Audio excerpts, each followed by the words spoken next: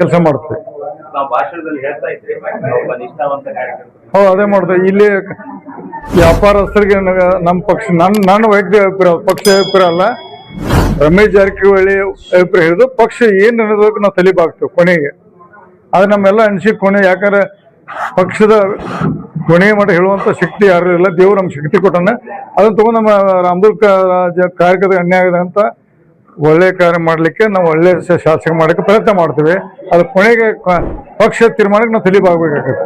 ನಮ್ಮ ಅಭಿಪ್ರಾಯ ಅಲ್ಲಿ ಕೊನೆಗೆ ಆಗೋದು ನಮ್ಮ ಅಭಿಪ್ರಾಯ ಹೊತ್ತು ನಮ್ಗೆ 100% ವಿಶ್ವಾಸ ಇದೆ. ನಮ್ಮ ಅಭಿಪ್ರಾಯ ಸಕ್ಸಸ್ ಆಗ್ತದೆ. ಈಗ ನಾ ಸಾಯಂಕಾಲ ದಾವಣಗೆರೆಯಲ್ಲಿ ನಾಳೆ ದಾವಣಗೆರೆಗೆ ಹೊಂಟ್ರಿ. ನಾನು ನಮ್ಮ ಪಕ್ಷ ಎರಡೂ ಪಕ್ಷದ ಚೆನ್ನಾಗಿದೆ ಅಂತ ಕೇಳಿದ್ದೀನಿ. ನಾನು ಸ್ಥಳೀಯವಾಗಿ ಇವತ್ತು ರಾತ್ರಿ ಸಾಯಂಕಾಲದ ಇವತ್ತು 4-5 ಕಡೆ ಇದೆ, ನಾಳೆ ಇದೆ. ಆಮೇಲೆ ನಾಳೆ ಸಂಜೆಗೆ ಬಾಗಲಕೋಟೆ ಅಲ್ಲಿಂದ ಬಾಗಲಕೋಟೆ ಬರ್ತೀನಿ. ಎರಡೂ ಮೂಲಕ ನಮ್ಮ ಪಕ್ಷದ ಗೆಲುವು ಏನು ಮಾಡ್ಬೇಕು ನಾವು ಮಾಡ್ತೀವಿ.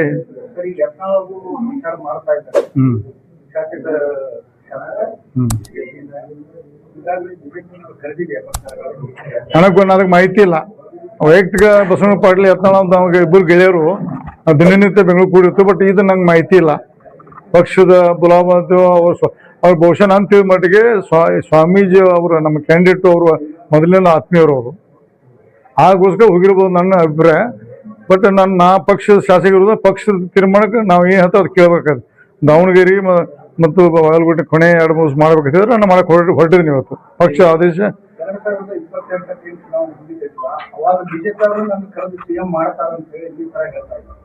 ನನಗೆ ಗೊತ್ತಿಲ್ಲ, ಅವ್ರು ಎಲ್ಲಿಂದ ನನಗೆ ಗೊತ್ತಿಲ್ಲ.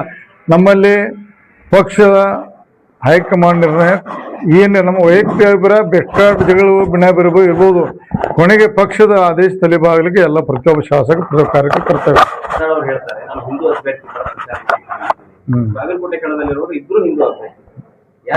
ಅದನ್ನ ಬಹುಶಃ ಅವ್ರು ಕೇಳಿ ಒಳ್ಳೇದು.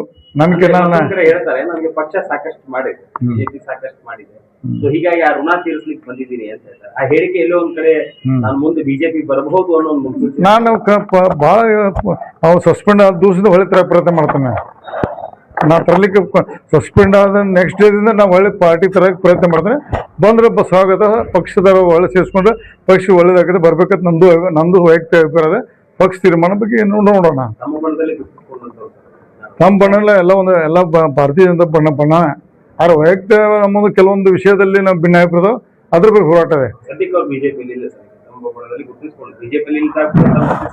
ಬಟ್ ಇವತ್ತು ಒಳ್ಳೆ ಬೆಳವಣಿಗೆ ಅಲ್ಲ.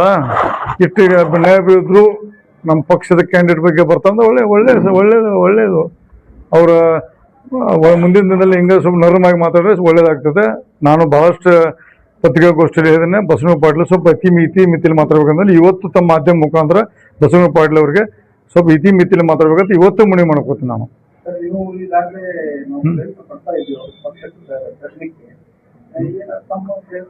ನಡೆದೆ ವಿಫಲ ಆಗಿಲ್ಲ, ನಡೆದೈತೆ. ಅದಕ್ಕೆ ಇನ್ನೂ ಸಮಯ ಇದೆ.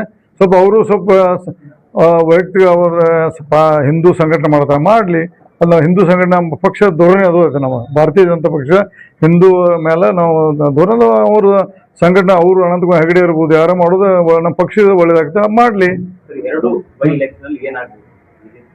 ನೋಡಿ ಈಗ ನಾವು ಇನ್ನು ಮಟ್ಟ ಹೋಗಿ ಇವತ್ತು ಹೊಂಟಿದ್ವಿ ನಾವು ದಾವಣಗೆರೆಗೆ. ಅಲ್ಲಿ ನಿಮ್ಮ ಮಾಧ್ಯಮದಲ್ಲಿ ಅಲ್ಲಿ ಟಫ್ ಫೈಟ್ ಇದಾವ, ಎರಡು ಚೆನ್ನಾಗಿದಾವತ್ತದ, ಎರಡು ಬಂದು ನಮ್ಮ ಪಕ್ಷ ಬರ್ತದೆ. ನಮ್ಮ ಆಶಾಭಾವನೆಯಲ್ಲಿ ಇದ್ದೇವೆ, ನೋಡೋಣ. ಅದೇ ನಮ್ಮ ಪಕ್ಷ ಈ ನಾಳೆ ಹೋಗ್ತಾನೆ, ಇವತ್ತು ದಾವಣಗೆರೆ ಹೋಗ್ತಾನೆ, ಇವತ್ತು ನಾಳೆ ಸಾಯಂಕಾಲ ಮಠ.